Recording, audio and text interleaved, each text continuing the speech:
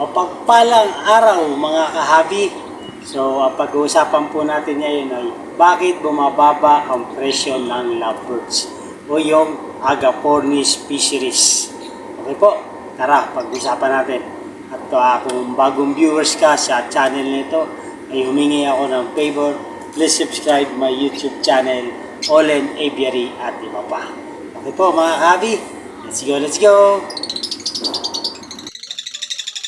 So mga kahabi, mayroong mga rason o mga kadahilanan kung bakit bumababa ang presyo ng mga ibon na lovebirds o yung Agapornis fishery. So meron dito tayo mga na-research at mga napagtanungan at mga kadahilanan. Ito po yung mga ilan sa mga kadahilanan kung bakit bumababa ang presyo ng mga lovebirds sa ngayon. Okay po, tara pag-usapan po natin. So, una po mga kahabi ay ang supply and demand. So, alam naman natin na pag maraming supply ay kokonti ang demand. Kaya ito po yung nagiging dahilan, isa sa dahilan kung bakit bumababa ang presyo ng mga lovebirds dahil sa oversupply sa market.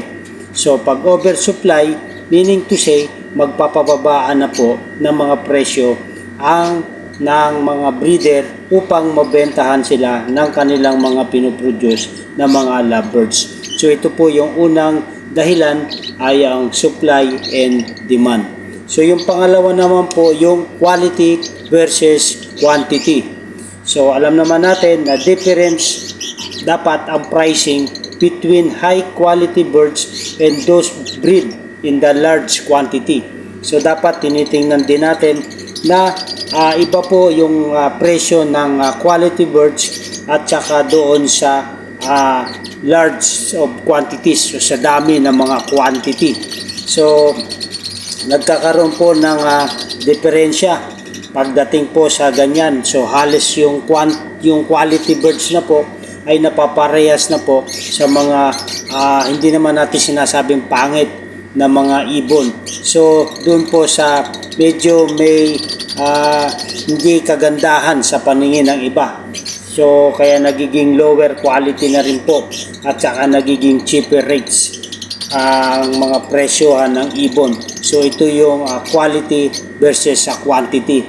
Kaya sa pagmadamihan ng kuha ay nagiging mura po yung bentahan ng ibon. Okay po mga kahabi. So yung pangatlong nagiging dahilan sa pagmura o sa pagbaba ng presyo ng mga ibon ay yung market saturation. So ano ibig sabihin po itong market saturation?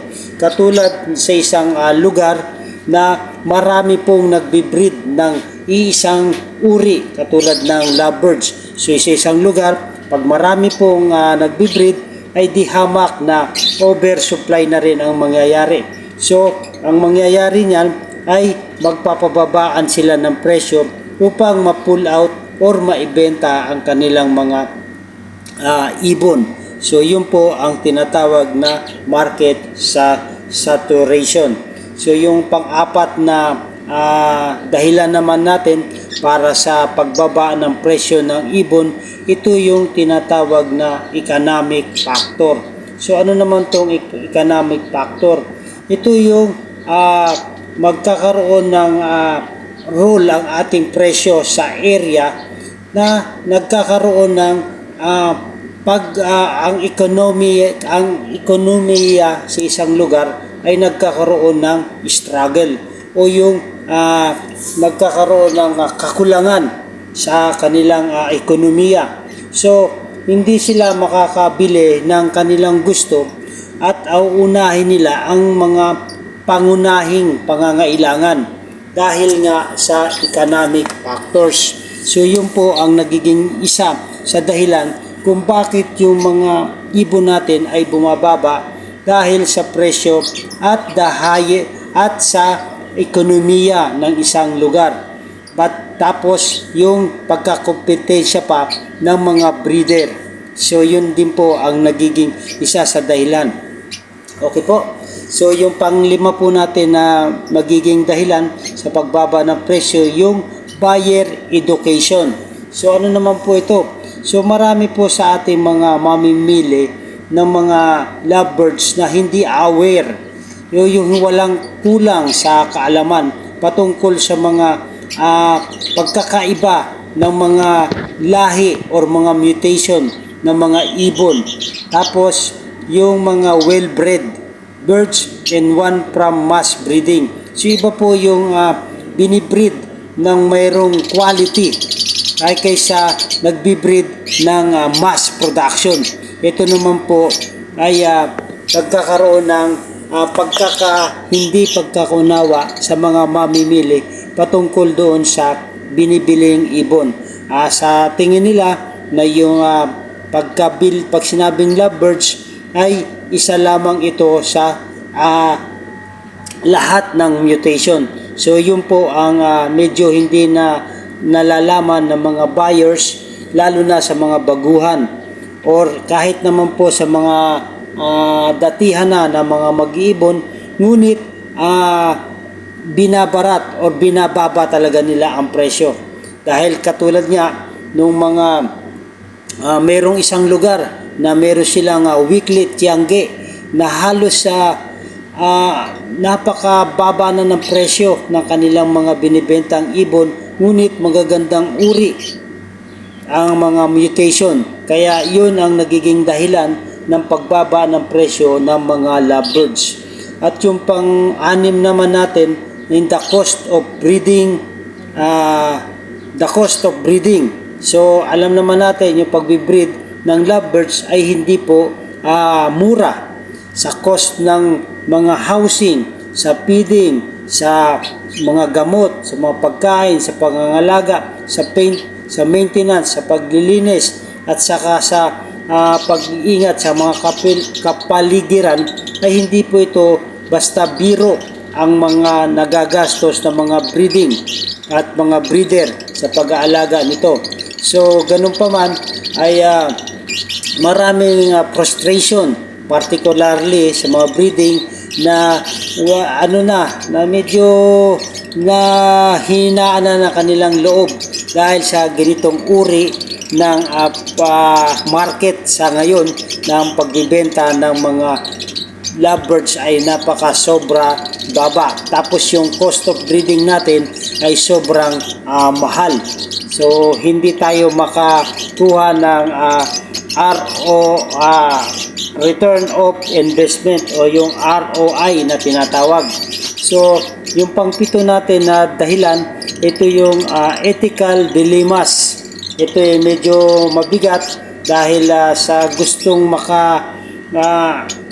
makapag-produce ng mga progenies ay hindi na natin tinitingnan yung mga ethical procedure kung ano yung tama.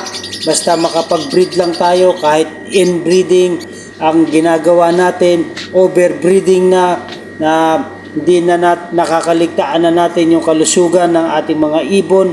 Tapos nawawala na yung quality ng ibon ng ating pinoproduce, kaya nagiging ethical dilemmas na. Yun po ang medyo masakit sa atin na mga mag-iibon, ngunit hindi natin masisisi ang kapwa natin mga mag-ibon kung ganitong kapamaraanan ang kanilang mga ginagawa. Ngunit sa apekto ay naapektuhan po lahat ng mga mag-iibon sa ganitong kapamaraanan na nawawala na po yung mga magagandang quality at mga ethical procedure sa ating mga pag-aalaga, at nagiging ethical dilemmas na ang nagiging nangyayari.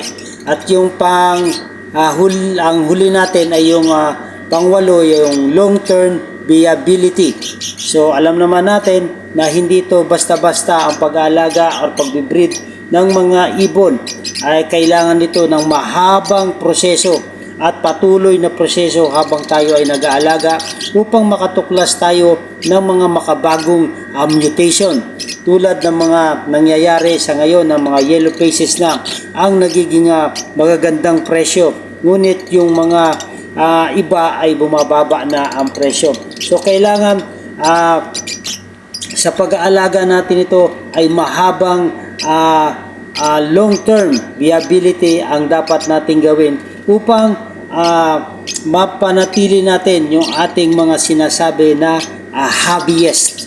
Okay po mga kahabi, so hope meron tayong mga natutunan sa idea kung bakit bumababa ang presyo ng lovebirds sa ngayon. Okay po, maraming po salamat. Okay po, kung nagustuhan niyo itong video na to ay humingi ako ng favor. Please subscribe my YouTube channel, Olen Aviary at iba pa. Okay po, yan po ang ating napag-usapan sa ngayon kung bakit bumababa ang presyo ng mga lovebirds. Maraming po salamat. So mga kahabi, ito po ang mga rason kung bakit bumababa ang presyo ng mga lovebirds.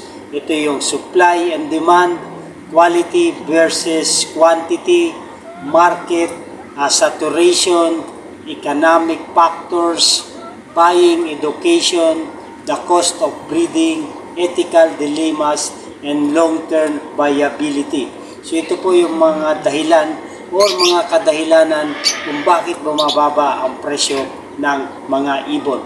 So ganun pa man ay huwag tayo mag-focus sa ganitong mga dahilan.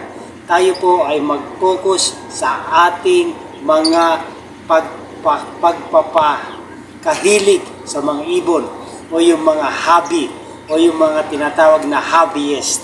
Doon po tayo mag-focus dahil sa ating nagnanais na mag-alaga ng mga ibon, sa mga hobbyist na katulad natin ay doon po tayo mag-focus. Secondary na lang po yung pagkakakitaan sa mga ibon.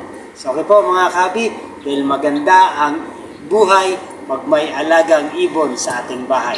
Okay po mga kahabi, mabuhay and God bless. Thank you for watching.